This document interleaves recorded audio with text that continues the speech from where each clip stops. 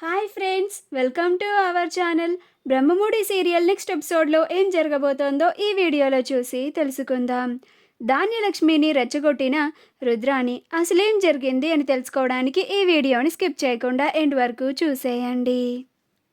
ధాన్యలక్ష్మి రుద్రాణిలు ఇద్దరు ఒక రూమ్లో ఉంటే ఇద్దరు ఆలోచిస్తూ ఉంటారు. అప్పుడు రుద్రాణి ధాన్యలక్ష్మి దగ్గరికి వచ్చి, ఇప్పటి వరకు ఏం ఆలోచించావు ధాన్యలక్ష్మి అని అంటుంది. అప్పుడు ధాన్యలక్ష్మి ఆలోచించడానికేముంది అని అంటుంది. అప్పుడు రుద్రాణి, అంటే నువ్వు ఇప్పటి వరకు తిరుగుతూ ఉన్నది ఊరికే తిరిగావా? నేనింకా ఇప్పటి వరకు జరిగిన సంఘటనలన్నిటి గురించి, ఆ కావ్య మనల్ని ఎంతలాగా మోసం చేస్తుందో వాటన్నిటి గురించి ఆలోచిస్తూ అర్థం చేసుకున్నావేమో అని అనుకున్నాను అని అంటుంది. అప్పుడు ధాన్యలక్ష్మి, కావ్య మనల్ని మోసం చేస్తుందా అని అంటుంది. అప్పుడు రుద్రాణి, మరి మోసం కాక ఇంకేం చేస్తుంది అని అంటుంది. అప్పుడు ధాన్యలక్ష్మి, అదేంటి రుద్రాణి, కావ్య మనల్నెందుకు మోసం చేస్తుంది? కావ్యకి అంత అవసరం ఏముంది అని అంటుంది. అప్పుడు రుద్రాణి, మరీ ఇంత చిన్నపిల్లలాగా ఆలోచిస్తున్నావేంటి ధాన్యలక్ష్మి? మనల్ని మోసం చేస్తేనే కదా ఆస్తి మొత్తాన్ని ఆ కావ్య గుప్పట్లో పెట్టుకొని ఆ ఆస్తి మొత్తం కావ్య ఒక్కతే అనుభవించచ్చు అని అంటుంది. అప్పుడు ధాన్యలక్ష్మి, నువ్వు తప్పుగా అనుకుంటున్నావేమో రుద్రాణి, కావ్య మరీ అంత స్వార్థంగా ఆలోచించదు అని అంటుంది. అప్పుడు రుద్రాణి, నువ్వే పిచ్చిదానిలాగా ఆ కావ్య ఇంకా మంచిది అని ఆలోచిస్తున్నావు ధాన్యలక్ష్మి. ఆ కావ్యని నువ్వే చాలా తక్కువ అంచనా వేస్తున్నావు. కావ్య నిజంగానే నువ్వు అనుకున్నట్టే మంచిదే అయితే తన చెల్లెలికి నీ కొడుక్కి పెళ్లి జరగనిచ్చేదా? దగ్గరుండి పెళ్లి చేసిందే కాక నాకేం తెలియదన్నట్లు నుంచుంది. ఈ విషయం నీకు కూడా తెలుసు కదా అని అంటుంది. అప్పుడు ధాన్యలక్ష్మి, అవును రుద్రాణి, నిజమే, పెళ్ళి మాత్రం కావ్య దగ్గరుండి జరిపించింది. కానీ కళ్ళకి మాత్రం కావ్య ప్రమేయమే లేదు అన్నట్లుగా అందరికీ చూయించింది. నిజమే, ఈ కావ్య తక్కువది కాదు. నువ్వు చెప్పినట్లుగానే ఆస్తి మొత్తం కొట్టేయడానికి కావ్య ఏదో పన్నాగం పన్నుతుంది. మనం అప్రమత్తంగా ఉండకపోతే నిజంగానే మనం ఆ కావ్య చేతుల్లో మోసపోతాము. మనకి రావాల్సిన ఆస్తి వాటాలు మనకి రాకుండా పోతాయి అని అంటుంది. అప్పుడు రుద్రాణి, అందుకే మనం ఆ కావ్య మనల్ని ఏం మోసం చేస్తుందో ముందే పసిగట్టి ఆ కావ్యని మనం దొంగ దెబ్బ తీయాలి, ఎదురు దెబ్బ కొట్టాలి. మనం ఎలాగైనా మన ఆస్తి వాటాలని మన చేతుల్లోకి దక్కించుకోవాలి. లేకపోతే మన పరిస్థితి ఎలా ఉంటుందో నేను నీకు చెప్పనవసరం లేదనుకుంటా ధాన్యలక్ష్మి అని అంటుంది. అప్పుడు ధాన్యలక్ష్మి, వద్దు వద్దులే అని అంటుంది. అమ్మో, తలుచుకుంటేనే చాలా భయంగా ఉంది అని అంటుంది. అప్పుడు రుద్రాణి, అందుకే మనం అనుక్షణం ఆ కావ్య ఏం చేస్తుంది, ఆ కావ్య ఎక్కడికి వెళ్తుంది అన్నీ మనం ఒక కంట కనిపెడుతూ ఉండాలి అని అంటుంది. అప్పుడు ధాన్యలక్ష్మి, ఇది మరీ బాగుంది రుద్రాణి, అంటే ఇప్పుడు ఆ కావ్య ఏం చేస్తుంది అని తెలియడానికి 24 గంటలు ఆ కావ్య వెనకాల చుట్టూతో తిరగాల ఏంటి అని అంటుంది. అప్పుడు రుద్రాణి, అయ్యో ధాన్యలక్ష్మి, ఒక కంట కనిపెట్టు అన్నాను అంతే, అంతేకాని ఓ కావ్య వెనకాల తిరగమని చెప్పలేదు అని అంటుంది. ఎన్నడూ లేనిది ఇప్పటి నుంచి ఆ కావ్యకి రాజ్ సపోర్టు కూడా ఉంది అని అంటుంది. అప్పుడు ధాన్యలక్ష్మి, అవును రుద్రాణి, నాకు ఈ మధ్యన రాజ్ ప్రవర్తన చూస్తుంటే చాలా ఆశ్చర్యం కలుగుతుంది. రాజ్ ఏంటో ఈ మధ్య ఆ కావ్య చెప్పిందే వేదం అన్నట్లుగా మాట్లాడుతూ ఉన్నాడు.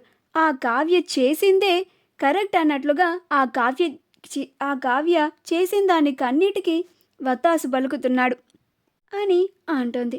అప్పుడు రుద్రాణి, అవును ధాన్యలక్ష్మి, ఈరోజు కూడా మనందరం ఆ కావ్యని నిందిస్తున్నామని, తన భార్య పరువు పోతుందని, తన భార్యని అందరూ కలిసి మాటలు అంటున్నారని వచ్చి తప్పుని తన మీద వేసుకున్నాడు. అది కూడా మళ్ళీ తప్పంతా కావ్య మీద ఎక్కడ ఉందామో అని, అందరూ ఆ కావ్యని తప్పుగా అనుకుంటారని తప్పుని తనపైన వేసుకున్నాడు.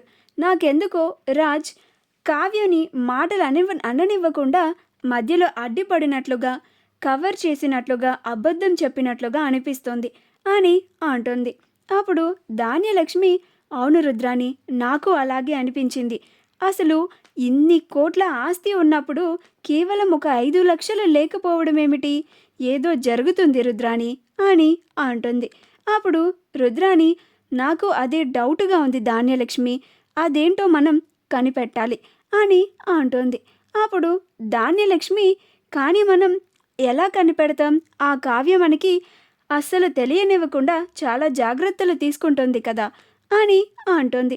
అప్పుడు రుద్రాని, ఆ కావ్య ఎన్ని జాగ్రత్తలు తీసుకున్నా కానీ మన కోసం ఏదో ఒక క్లూని వదిలిపెట్టే ఉంటుంది. ఆ క్లూని మనం పట్టుకుంటే చాలు, అప్పుడు ఆ కావ్య ఏం చేస్తుందో మనకి తెలిసిపోతుంది.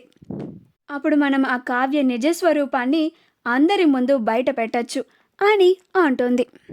అప్పుడు ధాన్యలక్ష్మి, సరే రుద్రాని, నువ్వు ఆ పనిలో ఉండు అని అక్కడి నుంచి వెళ్ళిపోతుంది. కావ్య వాళ్ళ గదిలోకి వెళ్తుంది. వాళ్ళ గదిలోకి వెళ్ళగానే, ఏంటండి అందరూ మనల్ని హాస్పిటల్ బిల్ ఎందుకు పే చేయలేదు అని నిలదీసేసరికి ఏం చెప్పాలో అస్సలు అర్థం కాలేదు. కరెక్ట్గా టైంకి మీరొచ్చి కవర్ చేశారు కాబట్టి సరిపోయింది. అందరికీ సర్ది చెప్పాం సరే, కానీ హాస్పిటల్ బిల్ని ఎలా పే చేస్తామండి అని అంటుంది. అప్పుడు రాజ్, ఎలా పే చేయాలో నేను చూసుకుంటాను అని చెప్పాను కదా కళావతి అని అంటాడు. అప్పుడు కావ్య, మీరు చెప్పారండి, కానీ మీ దగ్గర కూడా డబ్బులు లేవు కదా, ఎలా కడతారు అని అంటోంది. అప్పుడు రాజ్, అది అంత అమౌంట్ని ఎలా అడ్జస్ట్ చేయాలా అని ఆలోచిస్తున్నాను. పోనీ ఫ్రెండ్స్ని ఏమన్నా అడుగుదామా అంటే ఇప్పటి వరకు నేను వాళ్ళకి ఇవ్వడమే తప్ప అడగడమే తెలియదు.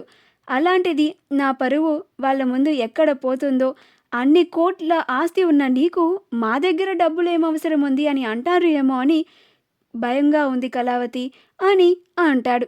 అప్పుడు కావ్య, ఈ ఒక్క రోజుకి అందరి ముందు ఎలాగోలా కవర్ చేసి తప్పించుకున్నామండి, కానీ రేపటిలోగా హాస్పిటల్ బిల్ని మనం పే చేయకపోతే అసలు నిజం బయట పెట్టాల్సిన పరిస్థితి వస్తుందేమో అని నాకు ఆ భయం పట్టుకుంది. టైంకి నాకు కూడా అసలు సరైన ఆలోచనల్ని తట్టడమే లేదు అని అంటుంది. అప్పుడు రాజ్ ఆలోచిస్తూ ఉంటాడు. అప్పుడు కావ్య, ఏవండి, నాకు ఒక ఉపాయం తట్టింది అని అంటుంది. అప్పుడు రాజ్, ఏంటది కళావతి అని అంటాడు. అప్పుడు కావ్య, మీ అమ్మగారు నాకు నగలిచ్చారు కదా, వాటిని ఇస్తాను, తీసుకెళ్ళి వాటిని అమ్మేసి ఆ వచ్చిన డబ్బులతో హాస్పిటల్ బిల్ని పే చేసేయండి అని అంటుంది. అప్పుడు రాజ్, ఆ నగల్ని అమ్మడం నాకు ఇష్టం లేదు కళావతి అని అంటాడు. మా వీడియో కనుక మీకు నచ్చినట్లయితే లైక్ చేయండి, షేర్ చేయండి, మా ఛానల్ని సబ్స్క్రైబ్ చేసుకోండి, పక్కనే ఉన్న బెల్ ఐకాన్ని క్లిక్ చేయడం మాత్రం మర్చిపోకండి.